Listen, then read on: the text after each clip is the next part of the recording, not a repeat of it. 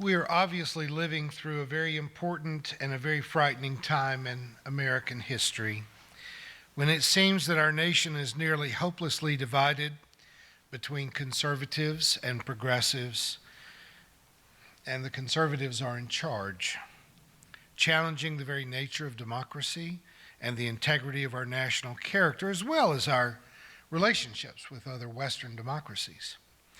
In fact, this week, German Chancellor Angela Merkel said that Europe must reposition itself to stand up to the challenges posed by its three big global rivals, China, Russia, and the United States.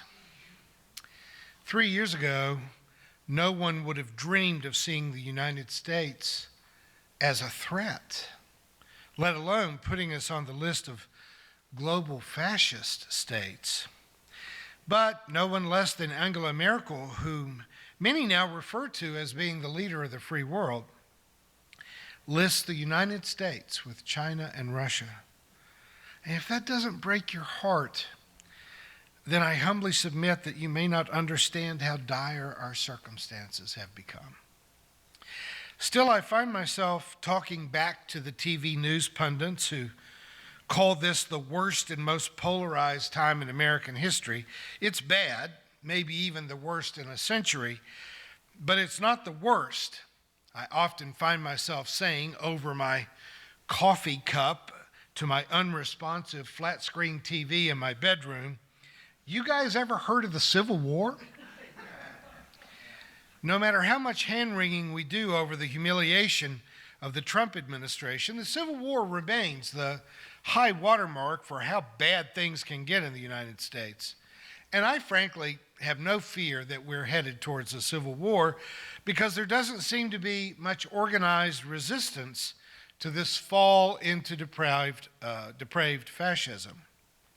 At least not enough organized resistance that manages to sustain its attention and passion for more than a few days of outrage. I turn this week to a unique American voice who did live through the Civil War, who was deeply affected by the scenes of wounded soldiers and literally piles of amputated limbs that he saw when he went on a desperate journey to the battlefront to find his own brother, who thankfully, when he found him, had only a superficial wound on his cheek.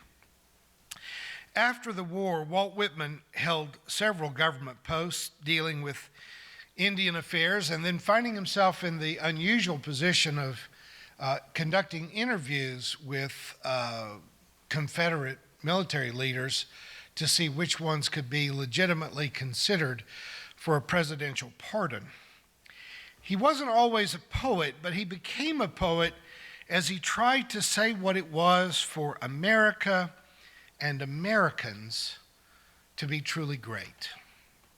His seminal work, Leaves of Grass, was a collection he initially had to publish out of his own pocket, but after it received the praise of Ralph Waldo Emerson, it became a classic, even though his brother George, the brother that he had risked everything to go find on the battlefront during the Civil War, reportedly described Leaves of Grass as not being worth reading. I feel you, Walt. I've got a couple of brothers just exactly like that. In the crucible of the Civil War, the Indian Wars, the transformation that resulted from the Industrial Revolution, Whitman made some very important observations. While we find ourselves shocked by the moral depravity and the embarrassing ignorance of our legislators taking away women's rights, and a federal executive who tweets out through humiliatingly bad grammar and childish misspellings a constant stream of ignorant prejudice, Whitman realized that, as he writes, the genius of the United States is not at its best or most in its executives or in its legislatures, nor in its ambassadors or authors or colleges or churches or parlors, nor even in its newspapers or inventors, but always most in the common people, their manners, speech, dress, friendships, the freshness and candor of their physiognomy, the appearance of their face, the picturesque looseness of their carriage, their deathless attachment to freedom, their aversion to anything indecorous or soft or mean, the practical acknowledgement of the citizens of one state by the citizens of all other states, the fierceness of their roused sentiment, their curiosity and welcome of novelty, their self-esteem, their wonderful sympathy. Men and women, what I want to say to you today is that the Trump administration does not define who we are or what America is. The legislature of the state of Missouri does not define who we are nor what Missouri is.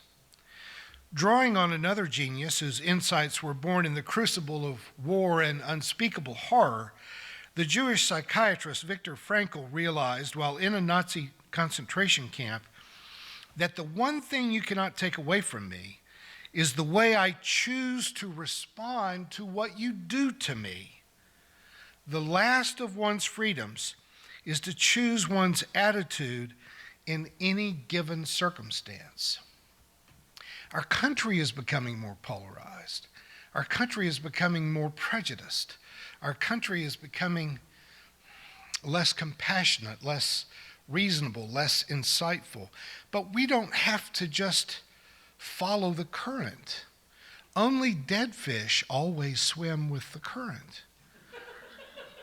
We can turn around and swim the other way. Now, I don't agree with Nancy Pelosi when she says that Donald Trump is not worth impeaching. Frankly, what else is he good for? If you can't impeach someone like Donald Trump, what are you going to do with someone like Donald Trump? But I will tell you what Donald Trump is not. He is not important enough. He is not smart enough. He is not powerful enough to change who I am. He cannot dictate to you who you are. I know that anger and cynicism and even surrender morally present themselves to us almost every day. And in that sense, anger, cynicism, and surrender have everything in common with heroin, meth, and fentanyl, because those drugs are what people turn to when they want to check out of reality and not be a part of their environment. And we liberal intellectuals tend to use cynicism in much the same way. Now, we're not in a civil war. We are not locked into a concentration camp. But we are in the flow of a somewhat more insidious social evolution that has become an open sewage ditch that I just don't think we want to swim in anymore. I just don't think we want to be swept along by that current. I hate that the legislatures of Georgia, Alabama, and Missouri are in a race to the bottom in trying to take away women's most basic right. What could be more basic than managing your own body? But most of all, that they are using the Christian religion, the crucible from which most of us emerged. They're using the Bible, the church, to justify the most vicious and dishonest legislative attack on women's rights. But we don't have to be tarred by that bigoted and anti-science brush. No matter how much they try to define, control, and dictate what it means to be people of faith, they cannot take away from us our ability to choose who we are and how we will react to what they do to us. We get to choose what we believe. Our beliefs are not defined by Missouri legislators or federal Congress members. We know what our spiritual identity is. That is, in part, the problem of orthodoxy over orthopraxy, of beliefs over practices. For every woman who voted in favor of these restrictive abortion laws in the various states that are passing them now, 7 men voted for it, 1 to 7. In all of these southern states, men maintain an overwhelming majority of seats. In Missouri, our legislature is 75% male. In some other southern states, it's more than 80%. This is still an act of patriarchy.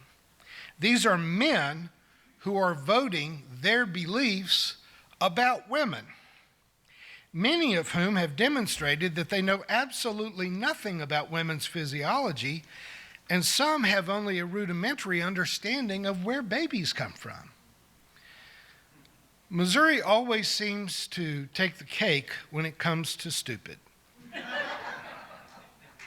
As we made national news again this week, when Republican Representative Barry Hovis of Cape Girardeau said in the chamber that most of the sexual assaults he handled before retiring from law enforcement weren't strangers jumping out of the bushes, but instead they were date rapes or consensual rapes.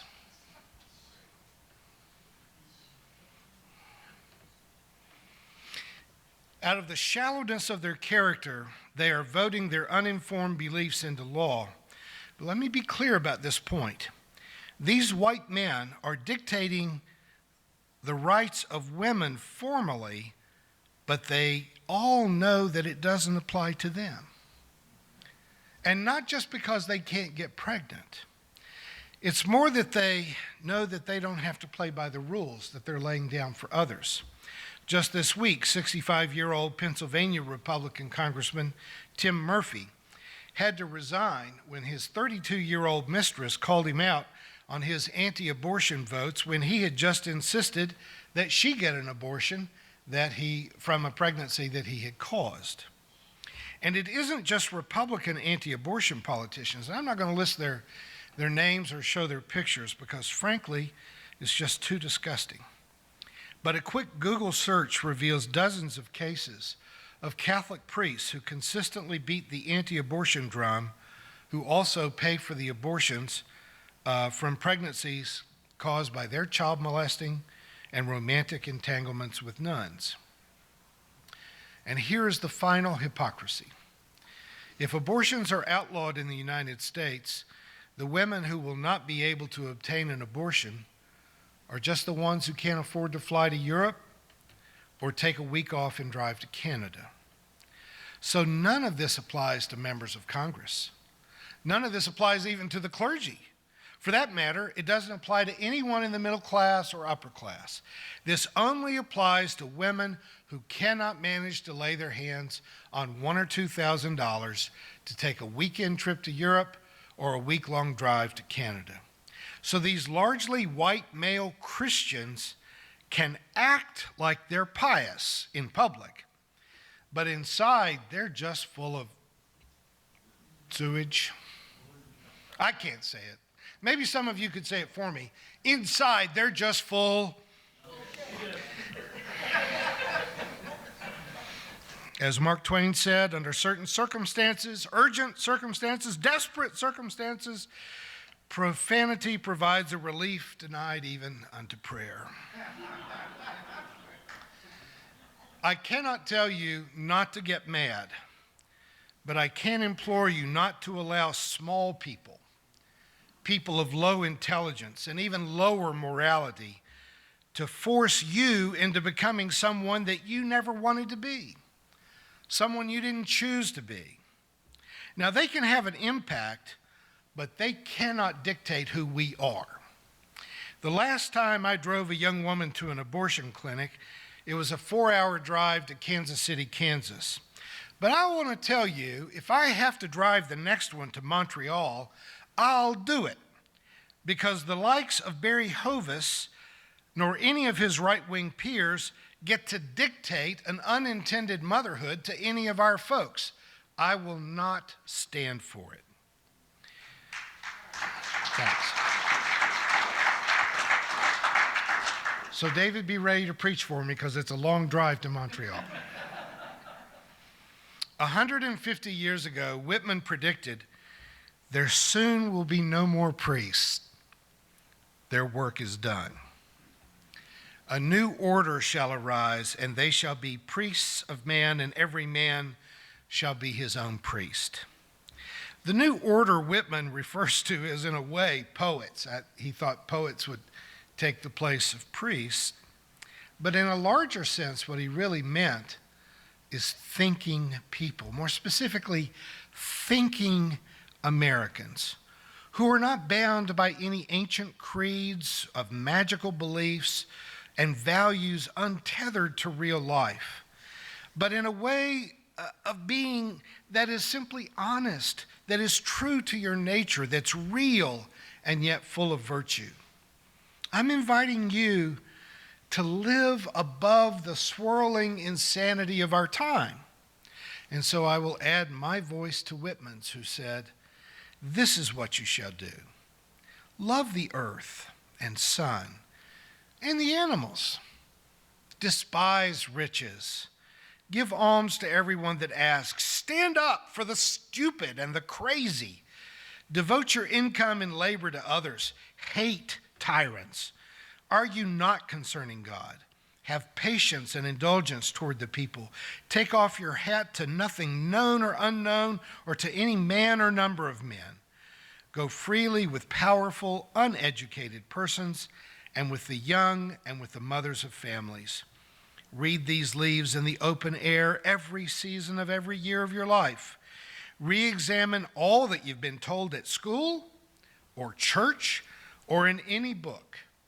Dismiss whatever insults your own soul, and your very flesh shall be a great poem."